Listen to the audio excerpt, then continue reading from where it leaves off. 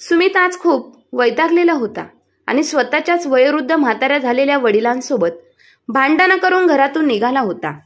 एखाद्या नोकराप्रमाणे वागवणारा आपल्याच वडिलांना नेहमीच नोकराची वागणूक देऊन सुमित स्वतःला खूप मोठा समजत होता. म्हणूनच आज ही वेळ त्याच्यावरती आली होती. सुमित आज रिक्षाने प्रवास करत होता आणि आज रिक्षाने प्रवास करत असताना त्या रिक्षावाल्याने एका वयोवृद्ध माणसाला त्याच्या रिक्षाने फुकटमध्ये प्रवास करून दिला होता. आणि जेव्हा सुमितने त्याचं कारण त्या रिक्षावाल्याला विचारलं तेव्हा रिक्षावाल्याने त्या वयोवृद्ध माणसाची अशी गोष्ट सांगितली की ती ऐकून सुमितला खूप मोठा पश्चाताप झाला आणि त्याने घरी जाऊन स्वतःच्या वडिलांची माफी मागितली. ज्या वडिलांना तो एखाद्या नोकराप्रमाणे वागवत होता त्याच वडिलांची जाऊन पाय धरून माफी मागितली. परंतु त्या रिक्षावाल्याने अशी कोणती गोष्ट सांगितली की त्यामुळे एवढ्या पैशाच्या गुरमीत राहणारा सुमित स्वतःच्याच वडिलांची माफी मागू लागला? तर मित्रांनो, आपण ते कथेमध्ये पाहूया. एका रिक्षावाल्याने सांगितली अशी एक गोष्ट की त्रास देत असलेल्या मुलाने देखील ती गोष्ट ऐकून आपल्या वडिलांना व्यवस्थित सांभाळले. तर ती गोष्ट ऐका. आज रविवारचा दिवस होता आणि याच दिवशी सुमित नेहमीप्रमाणे आपल्या दुकानात बसून आठवडाभराचा हिशोब तपासत असे. इतर दिवशी तो नोकरीच्या व्यापामुळे दुकानात येऊ शकत नसे. दुपारी कडक उन्हात प्रभाकरराव जेवणाचा डब्बा घेऊन दुकानात पोहोचले. घामाने त्यांच्या कपड्यांचा रंग बदलला होता. दुकानात आल्यावर त्यांनी पाहिले की त्यांचा मुलगा सुमित तिथे नव्हता. त्यामुळे त्यांनी आणलेला डब्बा काउंटरवरती ठेवला आणि मागे वळून जाण्याचा विचार केला. तेवढ्यात नोकर शामूने त्यांना पाहिले. प्रभाकररावांची अवस्था लक्षात येताच तो म्हणाला, साहेब, थोडा वेळ इथेच थांबा, खुर्चीवरती बसा, तुम्हाला थोडं बरं वाटेल. प्रभाकररावांच्या खुर्चीवर बसण्याचा विचारच नव्हता. परंतु शामूच्या आग्रहामुळे ते काउंटर जवळील खुर्चीवर बसले. हळूहळू थंड हवेने त्यांचा थकवा कमी होत गेला आणि डोळे मिटले. शामूची नजर अचानक प्रभाकरराव यांच्या कपड्यांवरती गेली.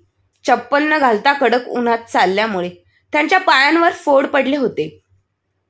त्यांची अशी अवस्था पाहून शामूच्या डोळ्यात पाणी आले. एक बाप मुलासाठी आयुष्यभर कष्ट करत राहतो, पण उतार वयातच त्याच्या बापाची मुलं फारसा विचार करत नाहीत. ज्याने मुलांना लहानपणी जपून ठेवलं त्याचा त्रास आज कोणीच समजून घेत नव्हते.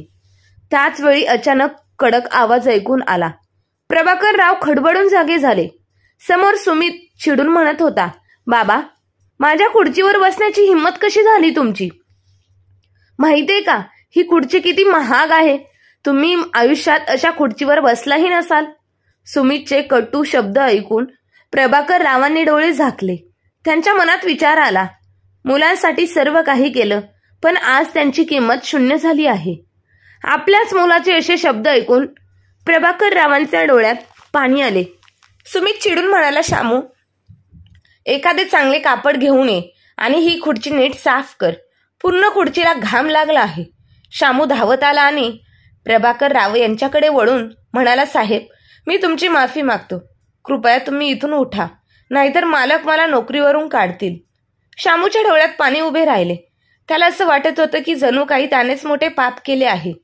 हे स्वाभाविकच होते, कारण ज्या मालकांबरोबर त्याने लहानपणापासून काम केले होते आणि ज्यांनी त्याला नेहमी मदत केली त्यांच्यासोबत असे वागावे लागेल असा विचार त्याने कधीच केला नव्हता. प्रभाकररावच गप्पच आपल्या मोलाच्या खुर्चीतून उठले. सुमितने त्यांचा हात पकडून त्यांना एका बाजूला केले आणि स्वतः लगेच खुर्चीवर बसला आणि अपमानाचा घोट पिऊन प्रभाकरराव म्हणाले, बाळा, सुनबाईने जेवण पाठवले आहे, जेवून घे. त्यावर सुमित रागाने म्हणाला, बाबा, किती वेळा सांगितले आहे की तुम्ही माझ्या दुकानात येऊ नका. तुमची कमनशिबी पावले इथं पडली की गिऱ्हाईक परत जातात. तुम्हाला काय वाटते, मी रस्त्यावर यावे का? प्रभाकरराव म्हणाले, बाळा, मी इतक्या वर्षांपासून हे दुकान चालवत आहे. आज दुकान आणि घर तुझ्या नावावर केले आणि तू तुझ्याच बापाला कमनशिबी बोलतोयस. मी देखील कधी काळी ह्या दुकानाचा मालक होतो. सुमित चिडून उत्तरला, बाबा, ती वेळ विसरा. आज मी याचा मालक आहे आणि तुमची अवकात इतकीही राहिली नाही की तुम्ही माझ्यासमोर उभे राहून मला सल्ला द्यावा. ह्या आवाजाने आजूबाजूचे लोक तिथे जमा झाले. सगळे प्रभाकर रावांचा निराश चेहरा पाहत होते. काहींच्या डोळ्यात अश्रू आले. प्रभाकर राव म्हणाले, बाळा, तू काय बोलतोस? आजूबाजूचे लोक पाहत आहे. माझ्या इज्जतीची तरी काळजी घे.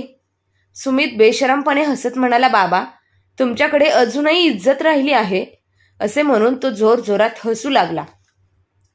आपल्या मुलाचे हे रूप पाहून प्रभाकर रावांच्या डोळ्यांतून अश्रू ओघळू लागले. शेवटी प्रभाकर राव आपल्या डोळ्यातील अश्रू लपवत लोकांपासून नजर चोरत तिथून निघून गेले. घरी येताच ते सरळ आपल्या रूममध्ये जाऊन अंथरुणावरती पडले. ज्या लोकांसमोर त्यांनी तहाट मानेने उभं आयुष्य जगले होते, आज त्याच लोकांसमोर त्यांच्या मुलाने त्यांची मान खाली झुकवली होती. थोड्या वेळाने त्यांचा नातू रोहन आपल्या आजोबांच्या रूममध्ये पोहोचला. तेव्हाच प्रभाकर राव आपल्या दिवंगत पत्नीच्या फोटो फ्रेम समोर उभे राहून अश्रू ढाळत होते. आपले दुःख कमी करण्याचा प्रयत्न करत होते. आपल्या आजोबांची अशी अवस्था पाहून रोहनच्या डोळ्यातील अश्रू आले. रोहनला समोर पाहून प्रभाकर रावांनी टचकन डोळ्यातले अश्रू पुसले आणि खोटे हसू चेहऱ्यावर आणून म्हणाले, अरे रोहन बेटा, ये ना बाळा. रोहन त्याच्या हास्यामागील दुःख चांगल्या प्रकारे ओळखत होता. त्याने आजोबांशी बोलता बोलता अनेक वेळा विचारलं, आजोबा, तुम्ही रडत का होतात? काय झाले? पण प्रभाकर राव काहीच बोलले नाहीत. संध्याकाळी सुमित आणि त्याची बायको घरी आल्यावर दोघांनीही पुन्हा प्रभाकर रावांना टोमणे मारायला सुरुवात केली. सुमित चिडून म्हणाला, बाबा, कधीपर्यंत तुम्ही माझी बेइज्जती करत राहणार आहात? उद्या तर तुम्ही माझ्या ऑफिसमध्येही जाऊन माझी अब्रू घालवाल. आत्ताच सांगतो, खबरदार जर तुम्ही तिथे पाऊल ठेवले तर. माहित आहे का तुम्हाला मी किती मोठं ऑफिसर आहे? आणि तुम्ही गावाकडचे गावंढळ आपल्या मुलाचे असे बोलणे ऐकून. प्रभाकर रावांच्या डोळ्यात अश्रू उभे राहिले. हे सर्व पाहून रोहनला सहन झाले नाही. तो संतापून ओरडला, खबरदार आई बाबा, जर आजोबांना तुम्ही अजून काही बोलला तर लाज वाटायला हवी तुम्हाला. आजोबांना असे बोलताना, आजोबांनी तुमच्यासाठी काहीच केले नाही का? त्यांनी कष्टाने कमावलेला पैसा तुमच्या शिक्षणावरती खर्च केला. जर तुम्हाला आजोबांची काळजी घ्यायची नसेल तर घेऊ नका, पण मी त्यांची काळजी घेईल. जर मला शिकवता शिकवता मजुरीचे काम करता आले तरी बेहतर. आजी तर तुम्हा लोकांच्या हलगर्जीपणामुळेच आजोबांची साथ सोडून गेली आहे. पण आता तर कोणी आजोबांना हात लावला तर माझ्यासारखा वाईट कोणीच नसेल. एवढे बोलून रोहन आपल्या आजोबांना त्यांच्या रूममध्ये घेऊन गेला आणि त्यांच्या डोळ्यातले अश्रू पुसत लागला. तेव्हा प्रभाकर रावांनी आपल्या नातवाला मिठी मारली आणि जोरजोरात रडू लागले. रोहनला आपल्या आजोबांची अशी अवस्था सहन होत नव्हती, पण त्याला काही समजत नव्हते. काय करावे जेणेकरून आजोबांना असे दुःखी जीवन जगायला लागू नये. दुसऱ्याच दिवशी रोहन आपल्या मित्रांसोबत बसला होता. तेवढ्यातच त्याचा एक मित्र सौरभ म्हणाला, यार रोहन, तुझी तर घरी खूप मौज मजा आहे. तुला घरात काहीच काम करावे लागत नाही. तुमच्या घरी नोकर सुद्धा आहेत, तरी सुद्धा तुझी बाईक नेहमी खराब असते, असे का? आणि मला अजूनही हेही समजत नाही, तुझी आई तुमच्या घरात त्या म्हाताऱ्या नोकराला का ठेवते? काय तो तुमच्या गावावरून आला आहे का? की कोणी नातेवाईक आहे? जो कोणी आहे पण चांगला आहे, तुमचे सगळे काम करतो, तर त्याच्यामुळेच होते. आणि माझ्या घरी फक्त माझी आई आहे, जी माझ्या आजोबांना घाबरूनच गावी ठेवते. कदाचित ते इथे असते तर त्यांनी माझी लहान सहान कामे तरी केली असती. पण आता माझी आई छोट्या छोट्या कामांसाठी मलाच पळवत असते. सौरभचे बोलणे ऐकून त्याचा दुसरा मित्र रवी म्हणाला, अरे यार सौरभ, तुझ्या आईने तर घाबरून तुझ्या आजी आजोबांना गावी ठेवले आहे. पण माझे आजी आजोबा एका रात्री अंधाऱ्यामध्ये कुठेतरी निघून गेले. नंतर समजले की ते एका वृद्धाश्रमात राहतात. बघ, एक दिवस जर माझे आई बाबा माझे काही ऐकत नसतील तर मी त्यांना वृद्धाश्रमात पाठवून देईन. फक्त रोहनचे नशीब चांगले आहे, त्याला आजी आजोबा नाहीत. बरोबर ना सौरभ? असे म्हणत रवी हसू लागला. मात्र त्याचे बोलणे ऐकून रोहन शांतच राहिला. तो बोलणार तरी काय होता, कारण त्याच्या घरात जे वयोवृद्ध राहत होते त्यांना त्याचे मित्र नोकर समजत होते, पण खरे तर ते त्याचे आजोबा होते. खरंच मोठ्यांनी म्हटलं आहे, मुलं तेच शिकतात जे पाहतात आणि ऐकतात. मनुष्य आपल्याच कर्माने मोठा होतो आणि भविष्य उज्ज्वल घडवतो. अहंकार आणि लालच यातून माणूस मोठा होत नाही. माहित नाही आई बाबांचे कर्म त्यांना कुठे घेऊन जातील. मित्रांचे बोलणे ऐकून नाराज झालेला रोहन शांतपणे घरी निघून आला. घरी पोहोचताच त्याने चिडून विचारले, आई, ही बाईक पुन्हा खराब झाली आहे. मी तुला सांगितले होते ना, नोकराकडून साफ करून घे, पण माझे काहीच ऐकत नाही. उगाचच एवढ्या लोकांना घरात ठेवले आहे, पण कोणीही कामाचा नाही. त्यावर माधुरी शांतपणे म्हणाली, बाळा, आज तूच साफ कर. उद्यापासून तुझी बाईक एकदम चकाचक असेल. रोहन तर तिथून निघून गेला, पण माधुरी मनात विचार करू लागली. म्हातारा दिवसभर फक्त खात असतो, काम काहीच करत नाही. आज त्याची बरोबर खबर घेते. ती ओरडत म्हणाली, बाबा, ओ बाबा, कुठे गेलात? तेवढ्यात समोर प्रभाकरराव आले आणि शांतपणे विचारले, काय झालं सुनबाई? मला आवाज देत होतीस का? माधुरी पटकन प्रभाकररावांच्या हातून वर्तमानपत्र खेचून घेत म्हणाली, संपूर्ण दिवस वर्तमानपत्रात तोंड खुपसून बसलेला असता. मी कालच तुम्हाला सांगितले होते ना की ही बाईक सकाळी साफ करत जा, पण तुम्ही तर कानात तेल टाकून बसलेले असता. आता माझ्या तोंडाकडे काय पाहता? जा, सर्व बुटांना पॉलिश करा आणि व्यवस्थित जागच्या जागी ठेवा. मला बागेतील झाडांना पाणी घाला. आता शामू सर्व काम करणार का? मग तुम्ही किचनमधली कामं करता का? काचेचा शत्रू काही उपयोगाचा आणि कामाचा नाही. एवढे बोलून माधुरी तेथून निघून गेली. बिचारे प्रभाकरराव मान खाली घालून अपमानाचे घोट गिळत बूट पॉलिश करू लागले. जेव्हापासून त्यांच्या पत्नी विमलचा मृत्यू झाला होता, त्यांचे आयुष्य जणू काही नरकच झाले होते. ते आपल्याच घरात नोकरांप्रमाणे राहत होते. बोलायला मुलगा सुमित खूप पैसेवाला होता, पण तो नेहमी आपल्या कामात व्यस्त असायचा. आपल्या वडिलांचे दुःख सुद्धा त्याला दिसत नव्हते. एके दिवशी प्रभाकरराव आपल्या मुलाला म्हणाले, बाळा सुमित, ऑफिसला जात आहेस का? मला तुझ्याशी थोडं बोलायचं आहे. तू ऑफिसवरून आल्यानंतर एवढा दमलेला असतो की एक गोष्ट सुद्धा नीट ऐकून घेत नाहीस. जर आता थोडा वेळ असेल तर माझं ऐकून घे, खूप गरजेचं आहे. त्यावर सुमित चिडून म्हणाला, काय झालं आहे बाबा? तुम्हाला माहित आहे की या वेळेला मी ऑफिसला जातो, तरी तुम्ही हीच गोष्ट का विचारताय? मला आईची सुद्धा हीच सवय अजिबात आवडत नाही. झोपला आहेस का? जात आहेस का? अरे, दिसत असताना खात आहे, जात आहे, तरी विचारण्याची काय गरज आहे? आणि माझ्याकडे अजिबात वेळ नाही आहे.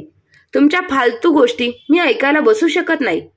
तेव्हा प्रभाकरराव म्हणाले, बाळा, तुझी आई होती तेव्हा माझ्या छोट्या मोठ्या अडचणी ती तुझ्यापर्यंत पोचवत होती. ती गेली आणि आता माझं काही बोलणं तुझ्यापर्यंत पोचतच नाही. बाळा, माझा चष्मा तुटला आहे. जर तो बनवून आणलास तर खूप उपकार होतील. आणि एक गोष्ट सांगतो बाळा, एक वेळ येते जेव्हा वय होतं, तेव्हा कोणीही विचारत नाही तुम्ही काय करताय, कुठे जाताय.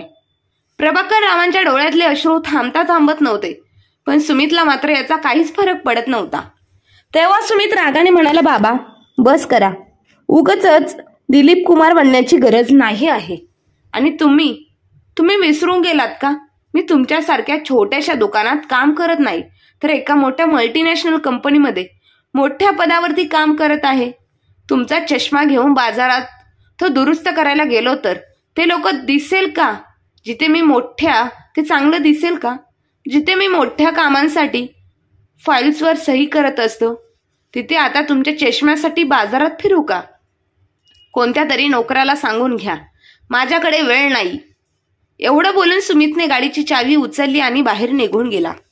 तेवढ्यात माधुरी आली आणि म्हणाली, बाबा, मी तुम्हाला किती वेळा सांगितलं आहे, जेव्हा ते बाहेर जात असतात तेव्हा त्यांना विनाकारण टोचू नका. काय तुम्हाला ही गोष्ट आईने शिकवली नाही का? पण बरोबरच आहे. कशा शिकवणार त्या? तुम्ही तर तुमच्या जगात मस्त राहत होता आणि आईंना त्यांच्या माहेरी जायला वेळ मिळत होता. बाकी त्यांना वेळच कुठे होता. स्वतः तर निघून गेल्या, पण तुम्हाला मात्र स्वतःच्या डोक्यावर सोडून गेल्या. आता मुलाने काही ऐकवलं ते मला सांगू नका. प्रभाकरराव म्हणाले, सुनबाई, शामूला जर वेळ असेल तर त्याला सांगून माझा चष्मा बनवून आणायला सांग. मला वर्तमानपत्र वाचायला त्रास होतो. माधुरी पटकन म्हणाली, घरातील कोणतंही काम तुमच्याकडून होत नाही. विनाकारण त्या वर्तमानपत्रांवरती पैसे खर्च करत होता आणि शामूला वेळ मिळत नाही. त्याला बाजारात पाठवलं तर तो तुमची कामं करेल का? आणि जर त्याला पाठवलं तर त्याची कामं तुम्ही करणार आहात का? 3 दिवसापासून तुम्हाला सांगत आहे की रोहनची मोटरसायकल रोज सकाळी साफ करत जा, ती खराब दिसते. आणि तो ती कॉलेजला घेऊन गेला तर लोक काय म्हणतील? एवढ्या मोठ्या बापाचा मुलगा काय मुलगा आहे, पण घाणेरडी गाडी घेऊन फिरतो. प्रभाकरराव म्हणाले, सुनबाई, मनुष्य त्याच्या मनाने आणि कर्माने मोठा होतो, अहंकाराने नाही. रोहनच्या बाबाने मेहनतीने हे स्थान मिळवलं आहे, म्हणून रोहनवरही चांगले संस्कार होणं गरजेचं आहे. प्रत्येक माणसाला आपल्या कर्मानुसार आणि मेहनतीनुसार फळ मिळत असते. हे खरं आहे की आपल्या प्रगतीमध्ये आई वडिलांचा देखील मोलाचा वाटा असतो. मुले ही गोष्ट लक्षात ठेवतात. एवढं बोलून प्रभाकरराव कपडा घेऊन आपल्या नातवाची मोटरसायकल साफ करण्यासाठी जातात. माधुरी तोंड वाकडं करून तेथून निघून जाते.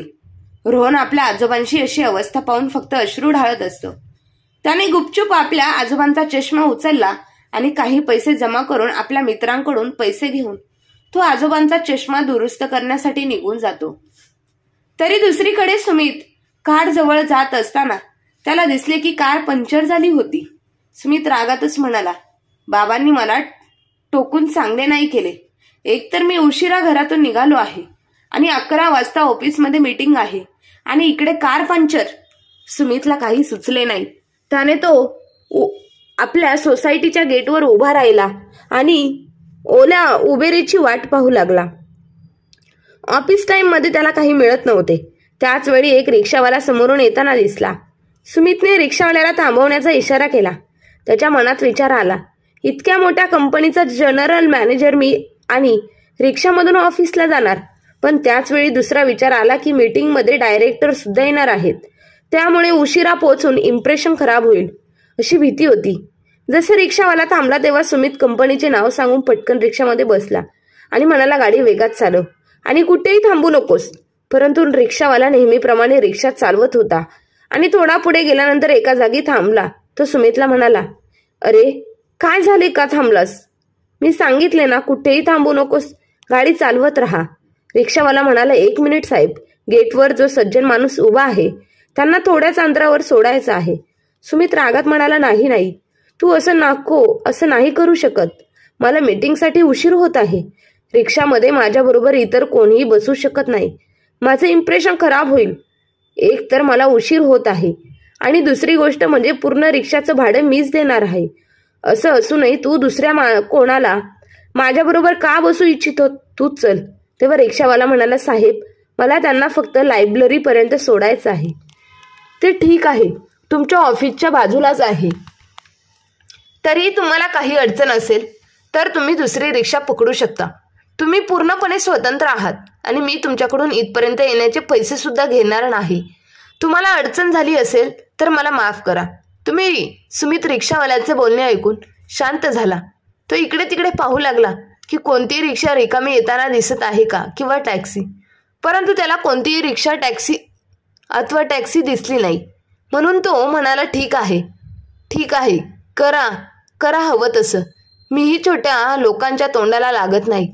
रिक्षावाला रस्त्याच्या बाजूला उभा असलेल्या त्या सज्जन माणसाला आदरपूर्वक रिक्षाजवळ घेऊन आला. सुमित मागच्या सीटवर पाय पसरवून बसला. त्याची कृती पाहून रिक्षावाल्याला समजलं की त्याला त्या सज्जन माणसाला आपल्या बाजूला बसवून द्यायचं नाही. म्हणून रिक्षावाल्याने त्या माणसाला आपल्या बाजूला बसवले आणि पुढे जाऊ लागला. त्या वयोवृद्ध माणसाला पाहून सुमितचं तोंड बारीक करून बसला. तो रागात विचार करत होता की याच्यामुळे मला उशीर होईल, याच्यामुळे मला पोचायला उशीर व्हायला नको. हाच विचार करत असताना लायब्ररी आली. रिक्षावाल्याने त्या माणसाला तिथे उतरवले आणि पुढे जाऊ लागला. तेव्हा सुमित रिक्षावाल्याला म्हणाला, तू काय फुकट त्यांना इथे सोडतोस का? कोण होते ते सज्जन? त्यांच्याकडून तू पैसे सुद्धा घेतले नाहीस. तू असाच वागला तर तू मोठा माणूस होऊ कसा शकशील? रिक्षावाला म्हणाला, साहेब, माणूस आपले कर्म आणि व्यवहाराने आपला मोठा बनतो. त्याच्या ठिकाणी जर दुसरा कोणी असता आणि त्याच्याकडे पैसे नसते तर मी त्यालाही त्याच्या निश्चित स्थानापर्यंत पोहोचवले असते. राहिली गोष्ट त्याची, तर तो इथल्या कॉलेजचे रिटायर प्रिन्सिपल डॉक्टर मजमुमदार होते. सरांचे माझ्यावर खूप मोठे उपकार आहे. मी शिक्षणामध्ये खूपच कमजोर होतो आणि माझ्या घरची आर्थिक परिस्थिती काहीच नव्हती चांगली. तेव्हा मी त्यांच्या ट्युशनची फी देण्यासाठी असमर्थ होतो. तेव्हा 2-2 वर्ष त्यांनी मला कोणतीही फी न घेता शिकवले. त्याचमुळे मी बीकॉम मध्ये 82 मार्क्स मिळवून पास झालो. आता सरांच्या प्रेरणेने मी एका बँकेची परीक्षेची तयारी करत आहे. सुमित म्हणाला, वा, व्हेरी गुड. रिक्षा ड्रायव्हर बँकेच्या नोकरीची तयारी करत आहे. सुमित त्या रिक्षा ड्रायव्हरची प्रशंसा करत होता की त्याची मस्करी करत होता हे त्याच्या मनाला माहीत. सुमित कॉलर उचलत म्हणाला, तुमचे नाव काय आहे? तुम्हाला जर कोणत्याही कामाची गरज असेल तर माझ्या ऑफिसमध्ये ये. छोटे मोठे काम कर तर मी सुद्धा तुला देऊ शकतो. रिक्षा ड्रायव्हर हसू लागला आणि म्हणाला, नाही साहेब, मी माझ्या मेहनतीने काहीतरी मिळवण्याचा प्रयत्न करत आहे. माझे नाव महेश आहे आणि तुम्ही त्या सज्जन व्यक्तीबद्दल विचारत आहात ना, ते 3 वर्षापूर्वीच रिटायर झाले आहेत. मागच्या वर्षी त्यांच्या बायकोचं सुद्धा निधन झालं आहे. त्यांचा एक मुलगा आणि एक सून आहे, परंतु ते दोघांनाही त्यांना इज्जत देत नाही.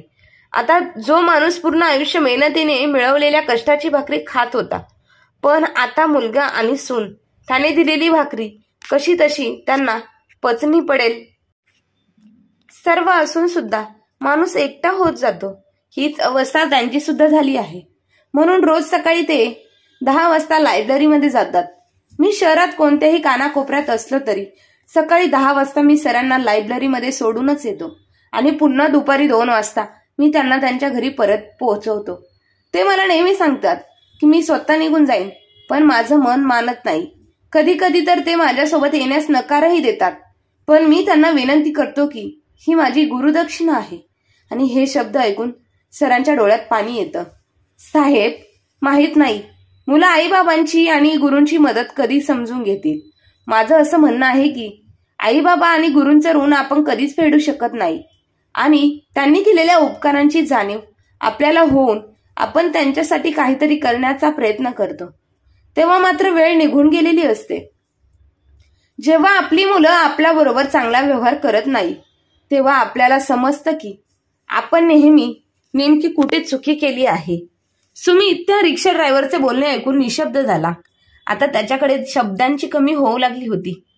रिक्षा ड्रायव्हरचे शब्द आता त्याच्यावर प्रहार करत होते. सकाळची घटना त्याच्या डोळ्यासमोर येऊ लागली, त्यामुळे तो शांतपणे त्याचे बोलणे ऐकत होता.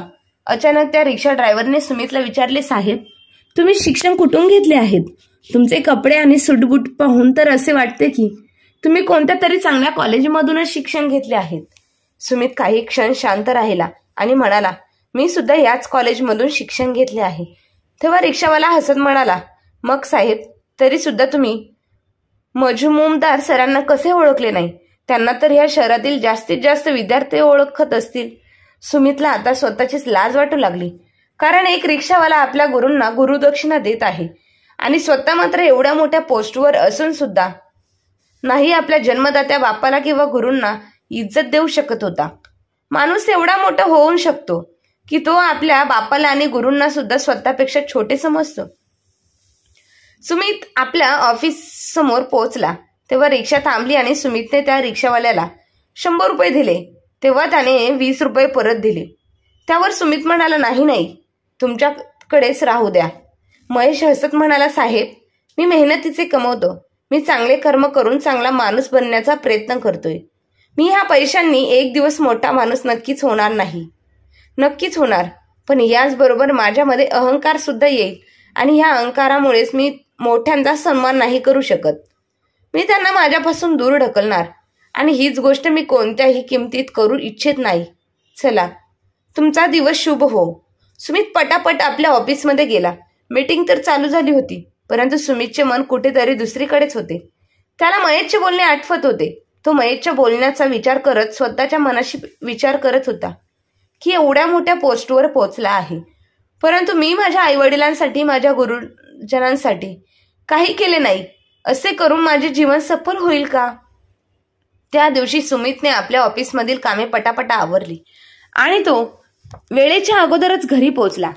त्याला लवकर आलेले पाहून आश्चर्यचकित होऊन माधुरी म्हणाली, काय गोष्ट आहे, आज तुम्ही लवकर घरी आलात?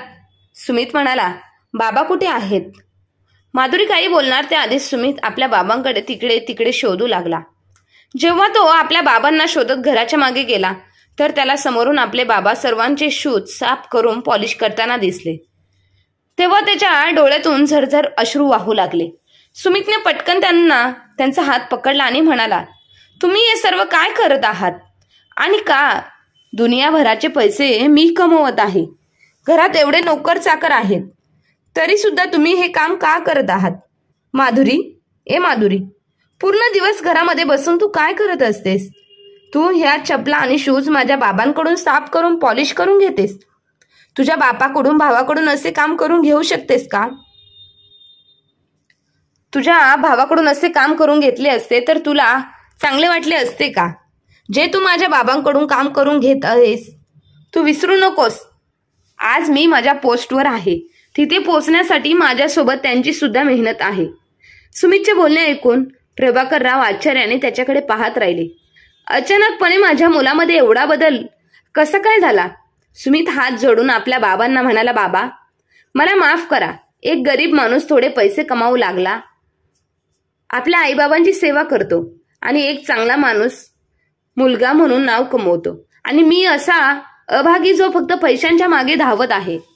आजपर्यंत मला असे वाटत होते की पैसा म्हणजे सर्व काही आहे आणि पैसाच मोठा आहे. त्यातूनच माझा अहंकार वाढत गेला. मला माफ कर बाबा. असे म्हणत सुमितने आपल्या बाबांना घट्ट मिठी मारली. माधुरीने हे सर्व पाहिले. तिला खूप मोठा धक्का बसला. तिला समजतच नव्हते. माधुरी ही सर्व पाहून तिला धक्का बसला. समजत नव्हते की आज असे काय झाले की सुमित पूर्णपणे बदलून गेला. तेवढ्यात रोहन तिथे पोहोचला आणि म्हणाला, हा घ्या आजोबा तुमचा चष्मा. आता तुम्हाला वर्तमानपत्र वाचायला किंवा चालायला फिरायला कोणतीही अडचण येणार नाही. आपल्या आजोबांबद्दलच्या रोहनच्या प्रेमाने सुमितचा कंठ दाटून आला. त्याने आपल्या मुलाला सुद्धा जवळ घेऊन मिठी मारली आणि मग सुमितने आपल्या बाबांची माफी मागताना डोके त्यांच्या पायावरती ठेवले. तेव्हा प्रभाकर रावांनी त्याला उठवले आणि म्हणाला, बाळा, जेव्हा जाग येते तेव्हा सकाळ असते. माणसाचे स्वच्छ मन असेल आणि कर्म चांगले असतील तर तो मोठा होतो, अहंकाराने नाही. तुझ्या हातामध्ये अहंकार आला होता जो आज निघून गेला आहे. फक्त चांगले कर्म करत राहा आणि मनापासून प्रत्येकाला जवळ कर. ह्या जगामध्ये कोणतीही छोटा मोठा नाही. प्रत्येक जण आपल्या कर्माने लहान किंवा मोठा बनतो. त्या दिवसापासून सुमित ऑफिसवरून आल्यावर आपल्या बाबांबरोबर बसून चहा पितो आणि दैनंदिन कामाविषयी त्याच्याबरोबर चर्चा करतो आणि ऑफिसला जाताना माधुरीला न विसरता सांगतो, लक्षात ठेव माधुरी, आज आपण मोठ्यांची जेवढी सेवा करू, जेवढा त्यांना सन्मान देऊ, आपली मुलं आपल्याला तेवढाच सन्मान देतील आणि तेवढीच आपली सेवा करतील. कारण ही सुद्धा एक चांगली संपत्ती आहे आणि ती आपल्याला जमा करायची आहे. त्याचा इंटरेस्ट आपल्याला वेळ आल्यावर मिळतो. मी तर माझी चूक सुधारण्याचा विचार केला आहे. तुझे तू पाहून घे. माधुरीला सुद्धा आपल्या चुकीची जाणीव होती. ती सुद्धा आपले सासरचे प्रभाकर रावांच्या समोर हात जोडून आपल्याकडून झालेल्या चुकांची माफी मागते. तेव्हा प्रभाकर राव म्हणतात, सुनबाई, यामध्ये चूक काही तुझी नाही आहे. तुझ्या समोर माझाच मुलगा मला अपमानित करत होता म्हणून तू सुद्धा मला हलक्यात घेतलंस.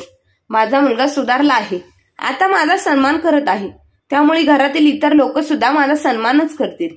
फक्त मी देवाकडे एवढीच प्रार्थना करतो की जे दिवस पाहिलेत ते दिवस असेच माझ्या मुलाला आणि सुनेला न दाखवता. कारण मुलं तेच शिकतात जे बघतात आणि ऐकतात. मुलाला मी माफ केले आहे आणि देव तुम्हाला तुमच्या कर्माची दखल घेऊन नक्कीच चांगले फळ देईल. एवढे बोलून प्रभाकरराव आपला चष्मा घेऊन वर्तमानपत्र वाचू लागले. रोहनच्या डोळ्यात आता सुद्धा अश्रू होते, पण आता त्याच्या डोळ्यात आनंद अश्रू होते. कारण त्याला नेहमी असे वाटत होते की आपल्या आईबाबांनी आपल्या आजोबांना चांगली वागणूक द्यावी आणि त्यांचे हे मागणे देवाने आज ऐकले होते. एक चांगला विचार माणसामध्ये किती बदल घडवून आणू शकतो हेच पाहून शिकता यावे. म्हणून चांगल्या माणसांच्या संगतीत राहिल्यानंतर त्यांचे विचार आणि त्यांची कृती जेव्हा आपण पाहतो तेव्हा आपल्याकडून होणाऱ्या चुकीची जाणीव आपल्याला होत असते आणि जेव्हा माणसाला जाणीव होते तेव्हा तो स्वतःमध्ये बदल करण्याचा प्रयत्न नक्की करतो. सुमितचा सुद्धा अहंकार वाढला होता, त्यामुळे तो स्वतःच्या बापाकडे सुद्धा लक्ष देत नव्हता. एवढंच काय, त्यांचा तो अपमान करतानाही कोणताही विचार करत नव्हता. पण आता त्याच्या वागणुकीमध्ये खूप मोठा बदल झाला आहे. मित्रांनो, वरील कथेतून आपल्याला एक महत्त्वपूर्ण शिकवण मिळते की जीवनातील यश फक्त पैशात किंवा उच्च पदावर नसते, तर आपल्या कुटुंबातील प्रेमात आणि अहंकारात, सन्मानात आहे. किती अहंकार आपल्या मनात ठेवू नका, कारण तो आपल्याला आपल्या जवळच्या लोकांपासून दूर करू शकतो. कुटुंबियांचा आदर, प्रेम आणि त्यांची सेवा हेच खरं आहे. आणि जेव्हा आपल्याला आपल्या चुका समजतात तेव्हा बदलण्याची योग्य दिशा मिळते. एक चांगला विचार, योग्य मार्गदर्शन आणि त्यातून होणारा बदल माणसाला उत्तम व्यक्तिमत्व विकसित करण्यास मदत करतो. तर मित्र आणि मैत्रिणींनो, तुम्हाला ही आजची कथा कशी वाटली कमेंट करून नक्की कळवा. आणि कथा आवडली असेल तर कथेला लाईक, शेअर, सबस्क्राईब नक्की करा. धन्यवाद.